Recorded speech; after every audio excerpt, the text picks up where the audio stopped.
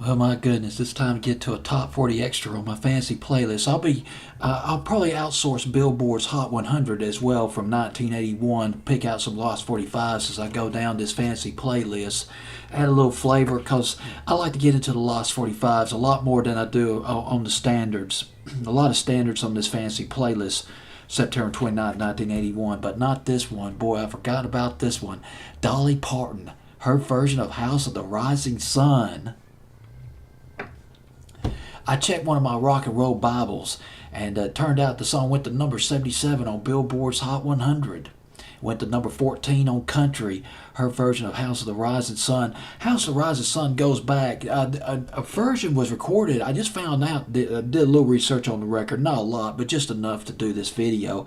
There was a version recorded in 1957 by Glenn Yarborough. Now, you might remember Glenn Yarborough. He had this fantastic, this epic sounding record, Baby, the Rain Must Fall in the Spring, Summer of 1965, done by Glenn Yarborough.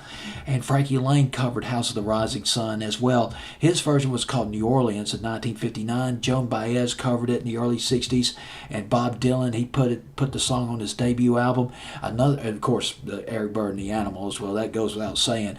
But there's another famous version that a lot of people have forgotten about. Remember the group Frigid Pink from psychedelic band from Detroit? They did a psychedelic, the wah-wah guitar, the fuzz-drenched version of House of the Rising Sun.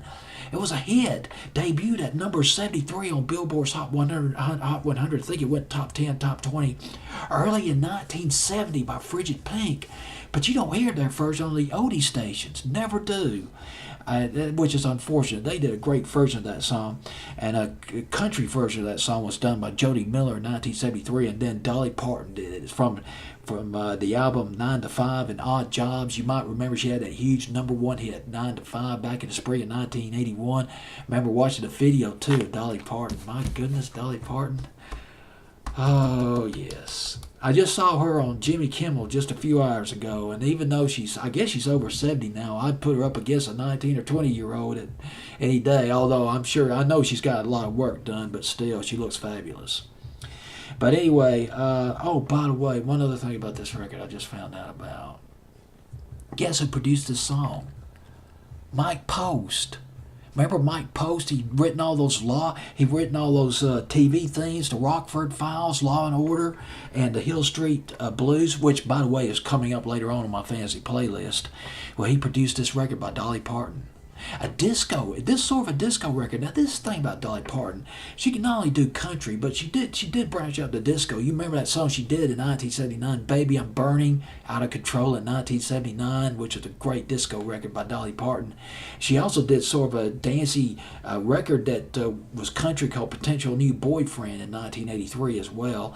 Dolly Parton, capable of branching out, did Islands in the Stream with Kenny Rogers, which was a mainstream record, 1983. But here she is with this top 40 extra, House of the Rising Sun. How about that? What a jam. Dolly Parton on my fantasy playlist of September 29th, 1981.